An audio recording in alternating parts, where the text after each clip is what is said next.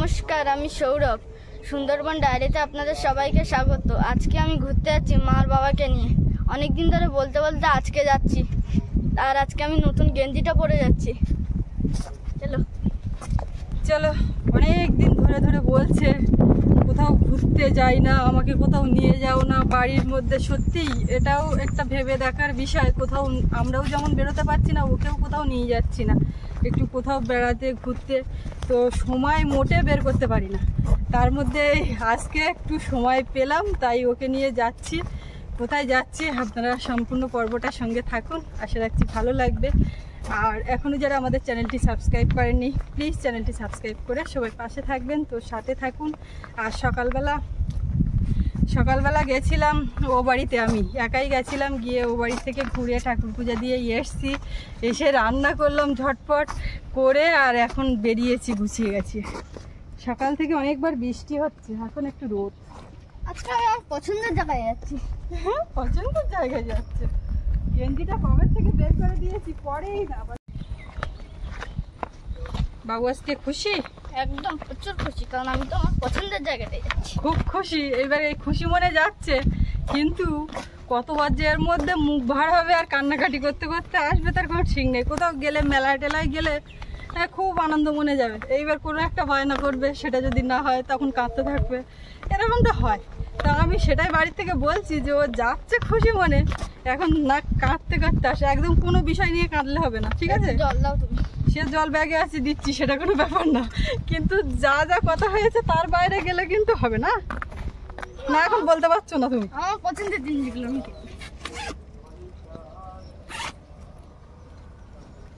দয়াপুর ফেরিঘাটে এসে দাঁড়িয়ে পড়লাম। আমাদের বাইরে কোথাও ঘুরতে যাওয়া মানে আমাদের দ্বীপের বাইরে বেরোতে গেলে খেয়া পেরিয়ে যেতে হবে, তো খেয়া ঘাটে আসলাম। এখন লোকজন একটু দুপুরবেলার টাইমে তো কম, আর অনেকগুলো গরু আছে, গরু মনে হচ্ছে খেয়া পেরোবে, তো খেয়াটা ছাড়বে তখন উঠবে। এখন দাঁড়িয়ে আছি, রৌদ্র তো আর যাচ্ছি না, এখন এইখানে একটু ছায়া আছে, এইখানটা দাঁড়িয়ে আছি দুজনে। আমাদের সামনে দুটো লাক্সারি বোট দাঁড়িয়ে আছে এখন, ডান ধারে একটা বাঁ ধারে একটা, আর চড়া রৌদ্র, মাথার উপরে আকাশটা বেশ নীল, সামনে সাদা মেঘ। নদীতে এখন জোয়ার হচ্ছে, আর যখন জোয়ার হয় তখন এই যে জেটিটা, এটার শেষ মাথায় রয়েছে একটি ভাসমান জায়গা, ভেসেল বলি আমরা, আবার পল্টনও বলা হয় এই জায়গাটাকে।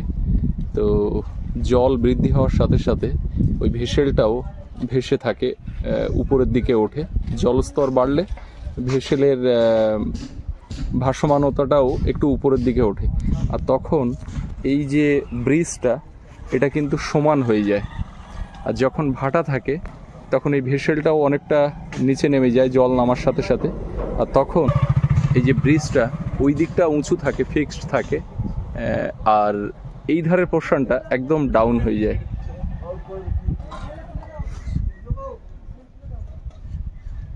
গোমর নদী পেরিয়ে আমরা যাব ওপারে। এখন মানুষ গরু সবই এক খেয়াতেই পেরোবে, তো আমরা এখন খেয়াতে উঠবো। খেয়া দাঁড়িয়ে আছে ঘাটে, বাবু দেখে উঠবে।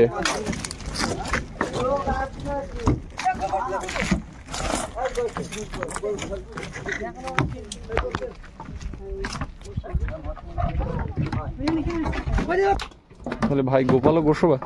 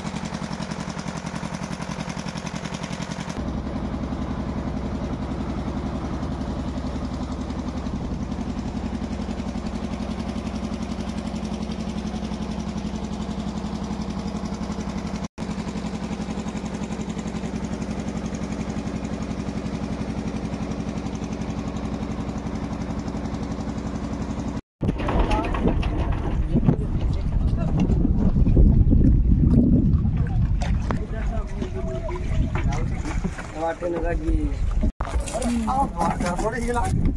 কিরকম লাফ দিয়ে দিয়ে উঠলো দেখলে এখানে গরু। তারপরে চলে এসেছি, আর এপারেও সেই জেটি, উপরে যে ব্রিজ, এই ব্রিজের উপর দিয়ে হেঁটে হেঁটে যাচ্ছি, আর দুধারে ঘন জঙ্গল। তো এখান থেকে আমরা ভ্যান স্ট্যান্ডের দিকে যাব। আর এই জায়গাটা বোধহয় আপনাদের অনেকটাই চেনা হয়ে গিয়েছে, কারণ ইতিমধ্যে আমরা অনেকগুলো পর্বে এই ঘাট, এখান থেকে যাওয়া আসা, এটা আপনাদেরকে দেখিয়েছি।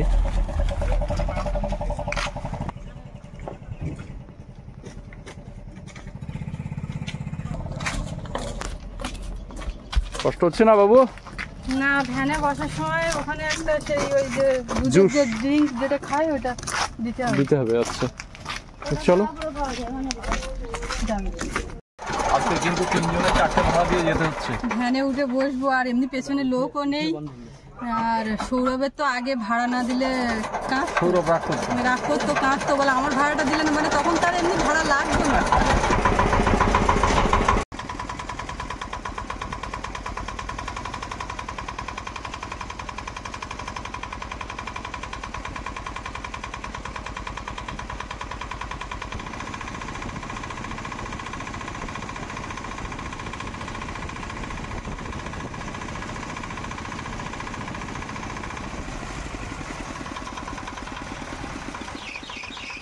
আমরা ভ্যান থেকে নেমে আর গোসবা বাজারের মধ্যে দিয়ে এখন যাচ্ছি বেরিয়ে ওপাশে বেকন বাংলোতে।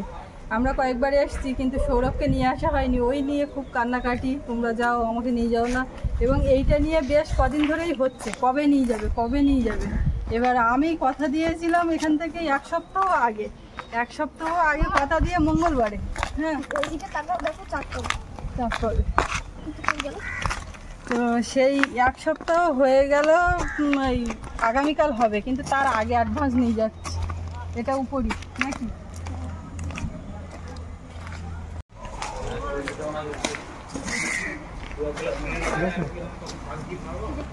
আমরা বেকন বাংলোর সামনে চলে এসেছি। যাও বেকন বাংলোতে ঢোকো। পুলিশ স্টেশন দেখালো। আমি বলছি যে এখানে তো বেকন বাংলো, বাবা তো পুলিশ স্টেশন দেখালো। আমি বলছি যে থানা দেখিয়েছি, ওখানে তো বেকন বাংলো লেখা থাকবে। আমি এখানে ওই যে লেখা আছে। তো আমরা এখন বেকন বাংলোর মধ্যে যাব।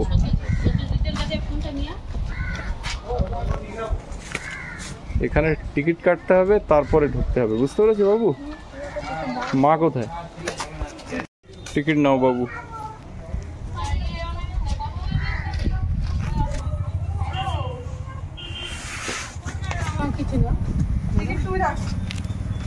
টিকিট রাখাটা বিরাট ব্যাপার। টিকিট না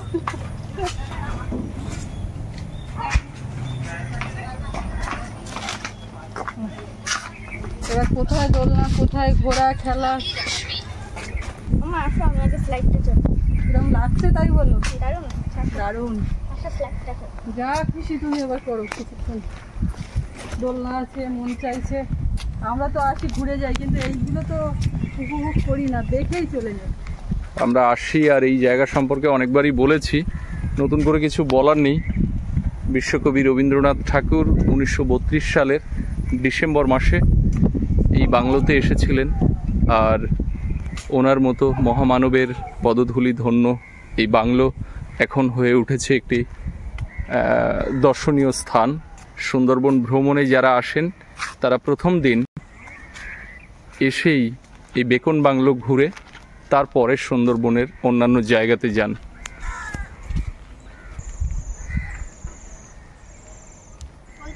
এই রৌদ্রে মনের খুশিতে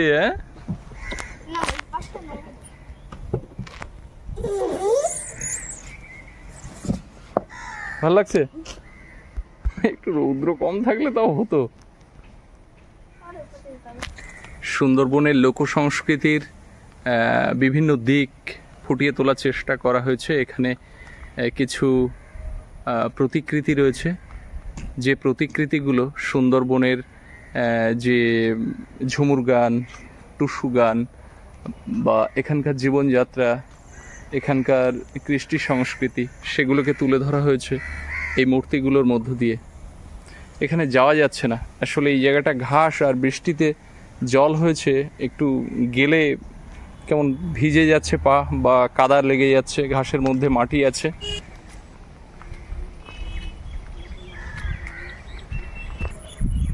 এখানে হ্যামিল্টন সাহেব রয়েছেন রবীন্দ্রনাথ ঠাকুর। হ্যামিল্টন সাহেবের আমন্ত্রণে রবীন্দ্রনাথ ঠাকুর এখানে এসেছিলেন, তো দুজনের প্রতিকৃতি রয়েছে এখানে।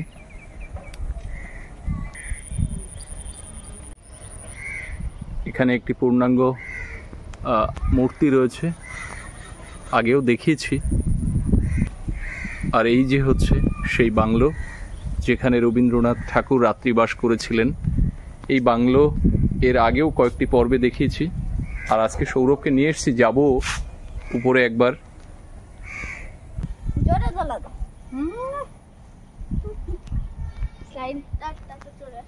এখানে নিচের জল কাদা তো কোনো রকমে উঠে বসছে। হ্যাঁ, পা উঁচু করো আর পড়ে যাবে না যেন। ওইটা বলছে ওটা কে ঘোরাবে, ওটা বাচ্চারা ঘোরে। এই একটা আছে এই পাশে। কেমন লাগছে বাবু? ও বাড়ির দোলনা, দোলনা আর এইখানে এসে দোলনা একরকম না। আমি বলবো চাপ দিই। এইগুলো বাচ্চাদের বাবু, কে হবে? তাই একটু হালকা করে বসো, আর কি হবে? আমি একদম চেপে যাবো না, হালকা ভাত দেবে।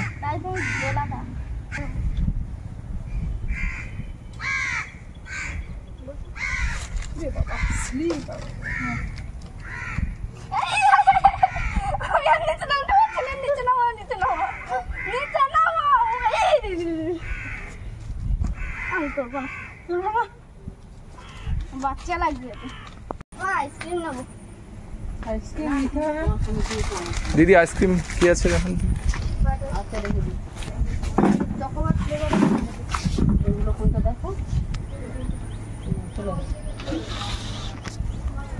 আমি চকলেট খাবো না, তুমি কি খাবে? যা হয় একটা নাও। বাটার স্কচ আছে। ওই নাও। বাটার স্কচ কি আছে? এগুলো কত করে? ঠিক আছে, ওই তো। পাওয়া যায় না। এটা আছে 35 চকলেট। চকলেট বাটার 30 কি আছে? বাদাম চকোবার সব চকলেট কিছু নেই। বাদামের হলো এটা না, মানে ছায় বসো করো। দাও তিনটেই ধরো দেখি। ছাতাটা বন্ধ করে। আমরা সেই লন্ডন থেকে ওই দাদা এসেছিলেন যখন, তখন এখানে এসে বসেছিলাম। এই জায়গাটা বেশ মনোরম পরিবেশ, সামনে বড় পুকুর, গাছগাছালি চারপাশে। বাবু কোনটা নিয়েছো? চকলেট। আর বাবুর মায়ের কোনটা? না, বাটার স্কচটা। Butterscotch vanilla. হ্যাঁ, ভ্যানিলা মায়ের। যেটা নেব আমি তো বলবো। ডাস্টবিন তো অবশ্যই আছে, তুমি যেখানে সেখানে ফেলবে না। তুলেই আগে চেটে নেবো লেগে আছে ওখানে। এই উপরে রাখো, আমি ফেলে দেবো। কোনো ওই পাশে দেখো ডাস্টবিন, ডাস্টবিনে ফেলতে হবে। মুখের মধ্যে না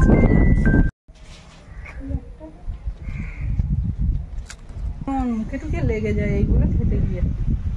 যত ইয়ে করে খাওয়ার চেষ্টা করবে কিন্তু মুখে লাগবে। সৌরভের টাকা ওটা বেশি।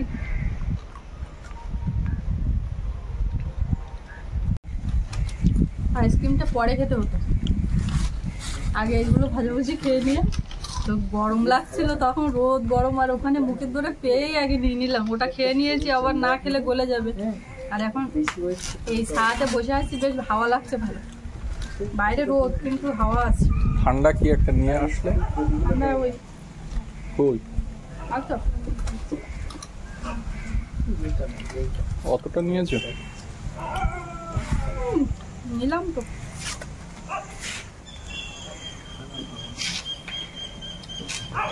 দেখি ওটা কিরকম।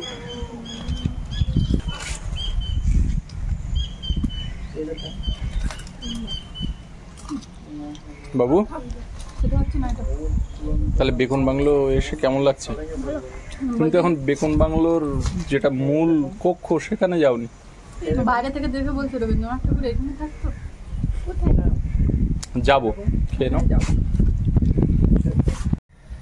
আমি একটু দূরের থেকে নিচ্ছি। সৌরভ উঠে পড়েছে ওই যে ঘোড়ার পিঠে, ওর মা ঠেলে দিচ্ছে আর ও বসে ঘোড়া চড়ছে। হ্যাঁ, আর এই উদ্যানের মধ্যে এক জায়গাতে রয়েছে বুদ্ধ মূর্তি।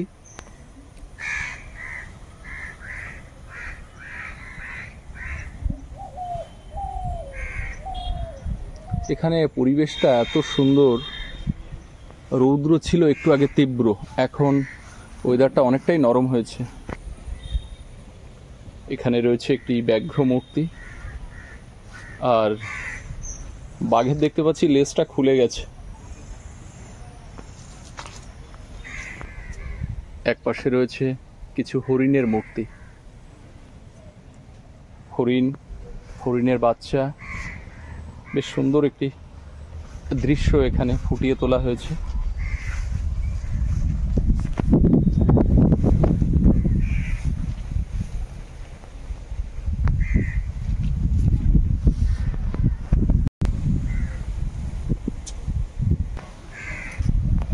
পুকুর পাড়ে এখানে ঘাটের, এটা ঠিক ঘাট না, পুকুরের পাড়ে একটা বেশ বসার জায়গা সুন্দর করে, আর এক সাইডে রয়েছে একটি ছাদ দেওয়ার শেড। বেশ সুন্দর।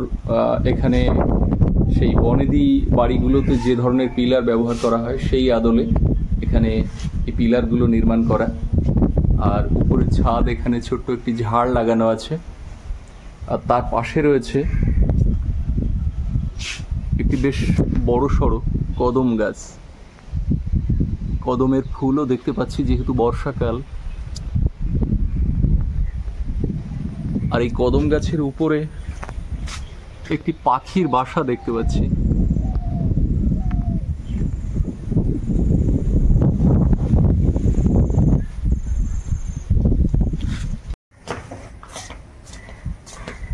কি হলো, ধরা হলো? ওপর নিচে ওইটা মাকে নিয়ে চড়েছি আমি। খুব ভালো। তাহলে মন ভরেছে? জল খাই। ওই আবার ঝিঝির করে বৃষ্টি আসতে এসে না। দেখো বাঘটা হা করে আছে, দিয়ে আবার বাঘের মুখের থেকে নিয়ে নিজে খেয়ে নিচ্ছে। বাঘটা কত বড় বলো।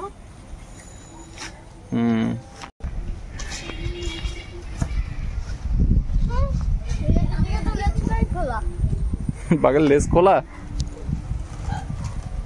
লেজ আবার জুড়ে যাবে আবার কদিন পরে। এসো।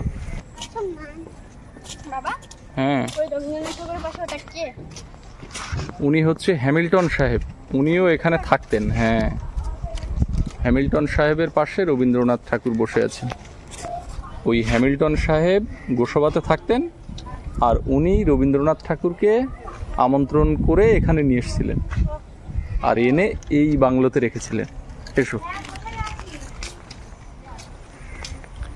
আমরা এখন বাংলোর মধ্যে যাচ্ছি।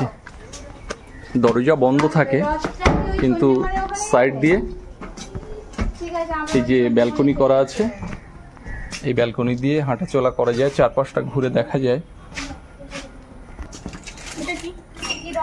হাত দিও না, ওটা দরজা। কোন ঘরে ছিল? এই যে পাশে, তোমার পাশে যে ঘরটা, এই ঘরে ছিল। আর ওই পাশের ঘরটাই হ্যামিল্টন সাহেব? হ্যাঁ, এই পুরো ঘরটাতেই উনি ছিলেন। আর রমাকে একটু কল কর না রে, রমার কাছে একটু জানো।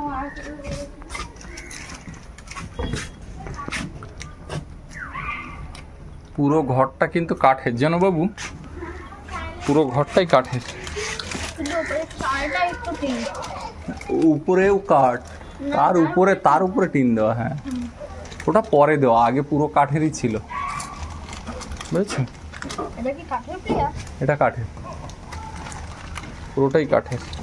পুরো লোহার জয়েন্ট। হ্যাঁ সৌরভের পায়ে দিয়ে ঘুরে ঘুরে গেল, উঠতে পারছেন না বাবাকে না হলে।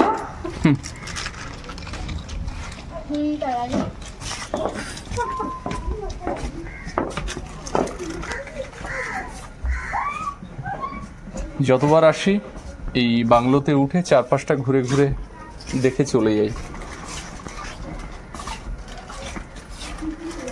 তোমরা কি স্কুলে পড়ো এখানে নাকি?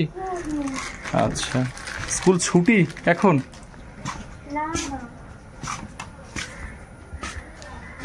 এটা কি গাছ তোমরা বলতে পারো? না না, এটা বকুল গাছ না। হ্যাঁ না, কদম গাছও না। কদম গাছও ওই পুকুর পাড়ে। এসো।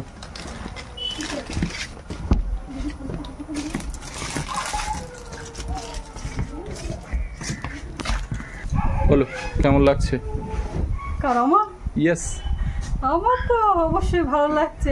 বিশেষ করে আমার সৌরভের ভালো লাগাটা আমার কাছে আজকে বড় ব্যাপার। কেননা কদিন ধরে যা মানে একটা ঝামেলা করছে, কোথাও যাওয়ার মধ্যে এইখানটা বিরাট ভাবে আজকে মেলা দেখতে আসার মতো যা কিছু বায়নার সঙ্গে সঙ্গে, আর খাবার দাবার থেকে শুরু করে তারপর ঘোরাঘুরি। আমি ওকে বলছি বৃষ্টি হচ্ছে, আমি বলছি তোমার প্যান্ট ভিজে যায়, যা জুতোয় কাদা লাগুক, যা খুশি তুমি করো, আমি বাড়ি গিয়ে সব পরিষ্কার করবো, আর যতক্ষণ থাকতে ইচ্ছা থাকো।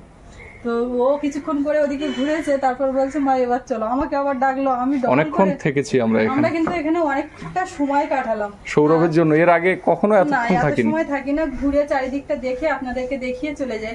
আজকে আপনাদেরকে দেখানোর পাশাপাশি সৌরভকে দেখানো, আর ওর যে একটা সৌরভকে দেখানোর পাশাপাশি আপনাদেরকে দেখানো। হ্যাঁ, কারণ আপনাদেরকে আগেও দেখিয়েছি।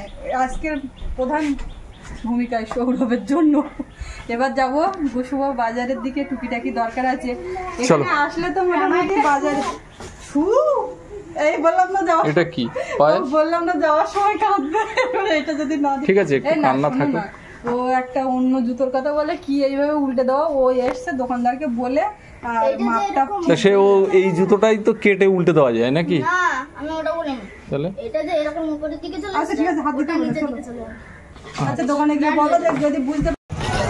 আজকে তো উল্টো রথ, আর আমরা গোসবা থেকে ফেরার পথে উল্টো রথ থেকে এই যে এখানটায়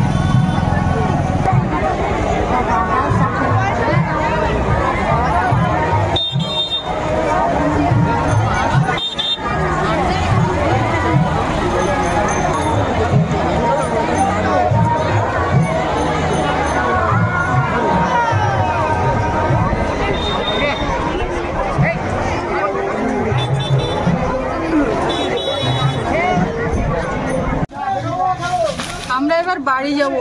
আসার সময় যখন আসলাম একটা মাত্র ছোট্ট ব্যাগ নিয়ে বেরোলাম, কিন্তু অনেক কিছু কেনাকাটা হয়েছে এবং সেগুলো অত্যন্ত প্রয়োজন, না কিনলে হবে না।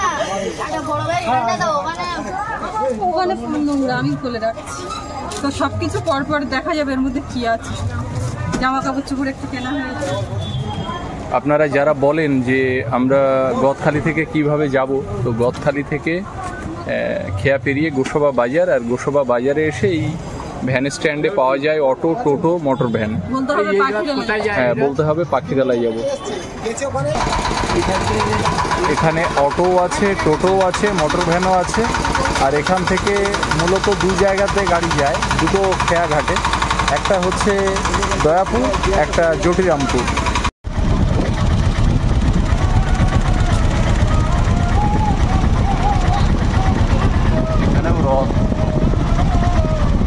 রথে প্রচুর লোকজন হয়েছে।